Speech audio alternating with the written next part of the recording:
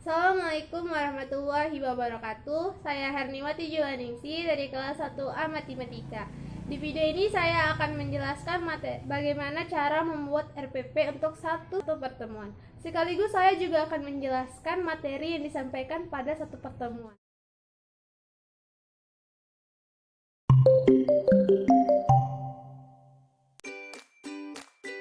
Nah, ini adalah rencana pelaksanaan pembelajaran matematika kelas 8 semester ganjil SMP Harapan Bangsa dengan paduan buku Matematika kelas 8 kurikulum 2013. Terdiri dari 6 bab, yaitu sistem koordinat, operasi aljabar, fungsi, persamaan garis lurus, teorema Pitagoras, dan statistika. Dan di sini saya akan menjelaskan tentang teorema Pitagoras. Nah, ini format RPP atau halaman rencana pembelajaran untuk satu pertemuan. Terdiri dari nama satu pendidikan, mata pelajaran, kelas, materi pokok, alokasi waktu, tujuan pembelajaran, langkah-langkah kegiatan pembelajaran, alat bahan pertanyaan, dan lain-lainnya. Jadi langsung saja kita mengisi formatnya. Yang pertama, nomor kita isi dengan nomor 5 karena ini adalah merupakan bab 5. Nama satuan pendidikan SMP swasta Harapan Bangsa. Tema pembelajaran matematika. Kelasnya itu kelas 8 semester ganjil. Materi pokok teorema Pitagoras dan alokasi waktunya 90 menit. Dan dapat ditulis 2 dikali 45 menit.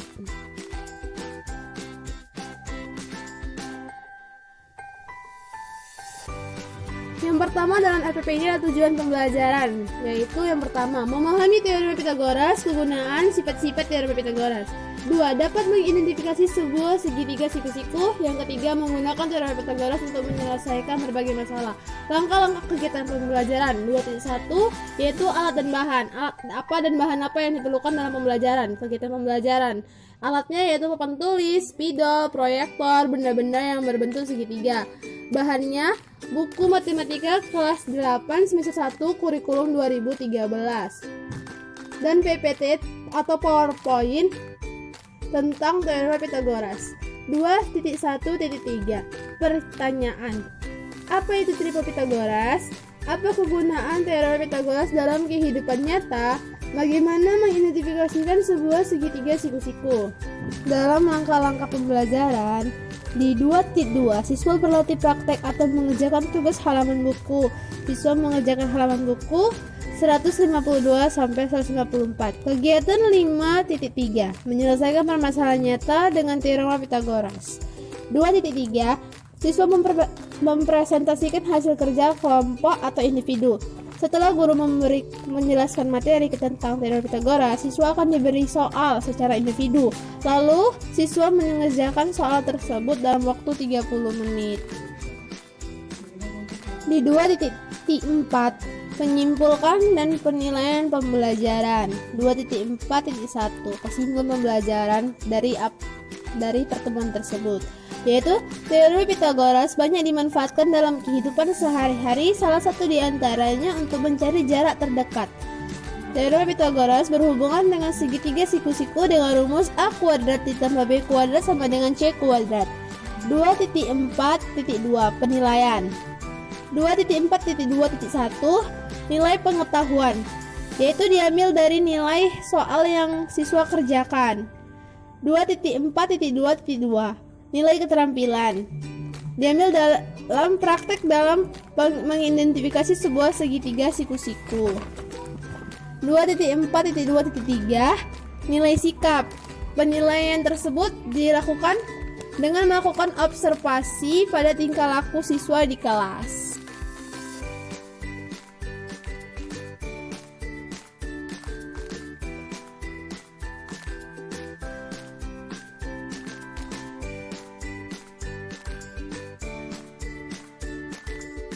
Lalu kita mengisi waktu kita membuat RPP ini, yaitu Selasa 07 Desember 2021. Dan kita isi nama guru, mata pelajarannya Herniwati Julianingsi dengan NIP 21051017.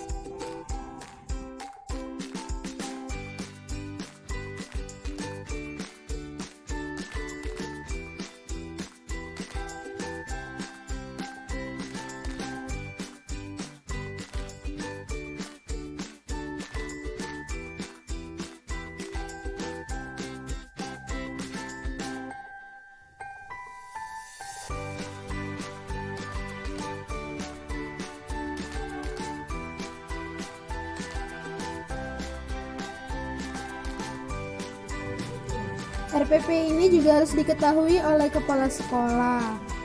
Dan ini dia hasil RPP yang kita kerjakan tadi.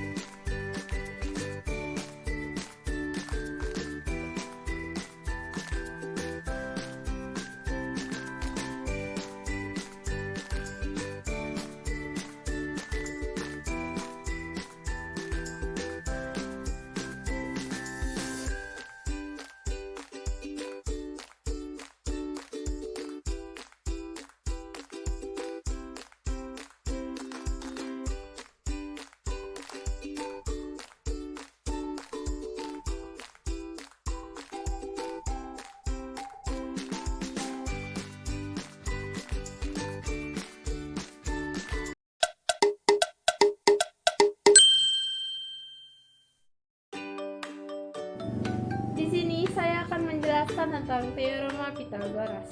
Bunyi teorema Pythagoras yaitu jika sebuah segitiga memiliki sudut siku-siku dan setiap terbesar sama dengan penjumlahan luas dua persegi lainnya. Setelah mengetahui bunyi teorema Pythagoras, pasti kalian penasaran kan dengan kegunaan teorema Pythagoras? Kegunaan teorema Pythagoras selain digunakan untuk menentukan panjang salah satu sisi segitiga siku-siku yang tidak diketahui, teorema Pythagoras juga bisa digunakan dalam beberapa perhitungan seperti menentukan panjang diagonal persegi, menentukan panjang diagonal ruang kubus dan balok, mencari jarak terdekat, dan lain sebagainya. Kita dapat menggunakan teorema Pythagoras jika suatu segitiga memenuhi sifat-sifat teorema Pythagoras.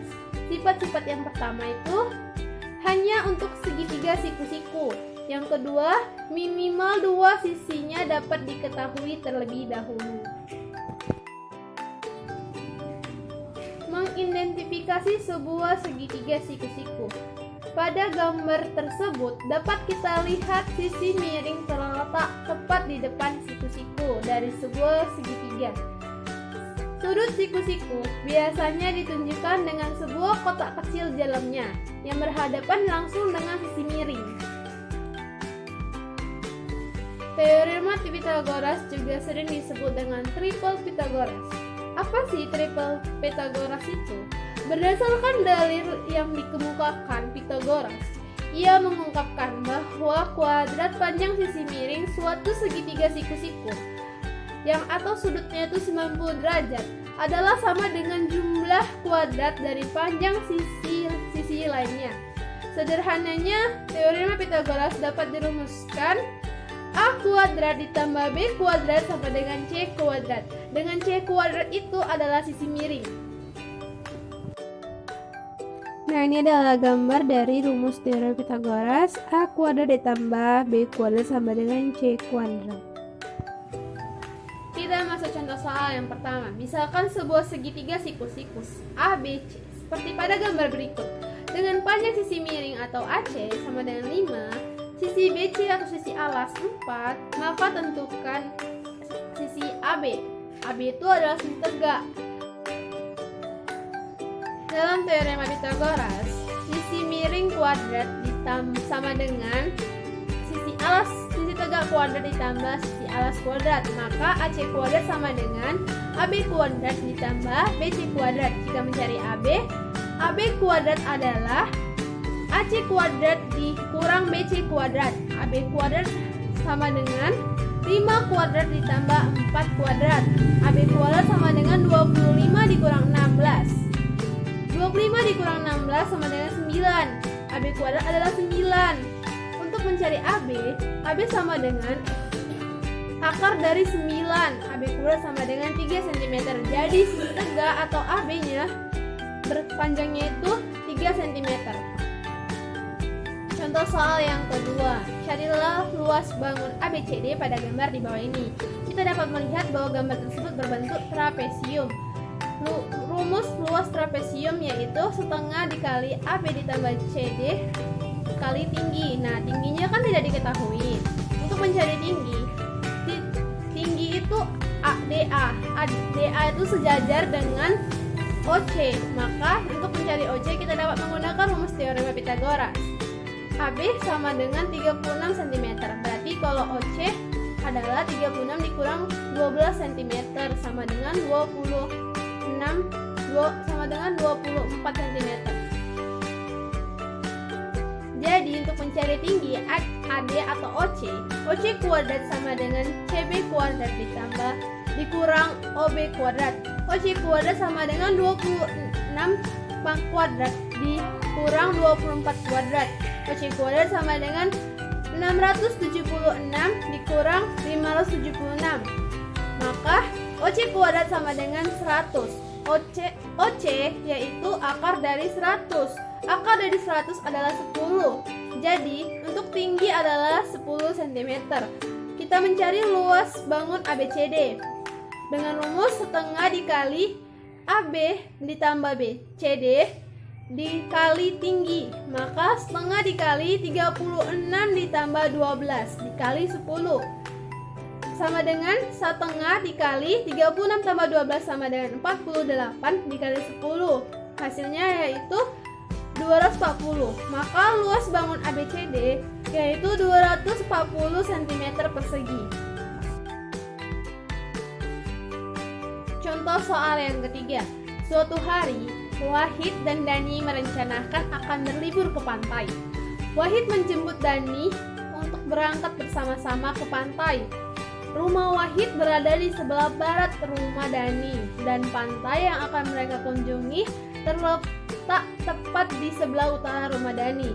Jarak rumah Wahid dan rumah Dani adalah 15 km, sedangkan jarak rumah Dani ke pantai adalah 20 km. Jika kecepatan rata-rata sepeda motor Wahid adalah 30 km per jam, tentukan selisih waktu yang ditempuh Wahid antara menjemput Dani dengan langsung berangkat sendiri ke pantai. Seperti yang diketahui tadi, rumah Wahid berada di sebelah barat dari rumah Dani dan pantai terletak di sebelah utara rumah Dani. Jika diilustrasikan, maka gambarnya akan seperti berikut, yang membentuk suatu segitiga siku-siku. Berdasarkan ilustrasi gambar dapat diketahui total jarak ditempuh Wahid untuk menuju ke pantai adalah 15 ditambah 20 sama dengan 35 km. Sehingga dengan kecepatan rata-rata 30 km per jam, waktu yang dibutuhkan untuk sampai ke pantai adalah 35 dibagi 30 km per jam sama dengan 1,67 jam atau setara dengan 70 menit. Namun jika Wahid tidak perlu menjemput Dani, maka dengan menggunakan teorema Pythagoras dapat dicari jarak terpendek dari rumah Wahid ke pantai, yaitu akar dari 15 kuadrat ditambah 20 kuadrat sama dengan akar dari 225 ditambah 400. 25 ditambah 400 sama dengan 625. Akar dari 625 adalah 25 km. Dengan kecepatan yang tadi, yaitu 30 km per jam, Wahid akan memerlukan waktu 25 dibagi 30 sama dengan 0,683 atau setara dengan 50 menit. Jadi selisih waktu antara Wahid menjemput dan tidak menjemput Dani yaitu 70 dikurang 50, hasilnya itu 20 menit. Demikian materi dari saya tentang pembuatan RPP dan penjelasan dari teorema Pythagoras. Semoga video ini dapat membantu dan sebagai media pembelajaran. Saya sadar dalam pembuatan video ini terdapat banyak kesalahan pengucapan. Untuk itu saya mohon maaf. Wassalamualaikum warahmatullahi wabarakatuh.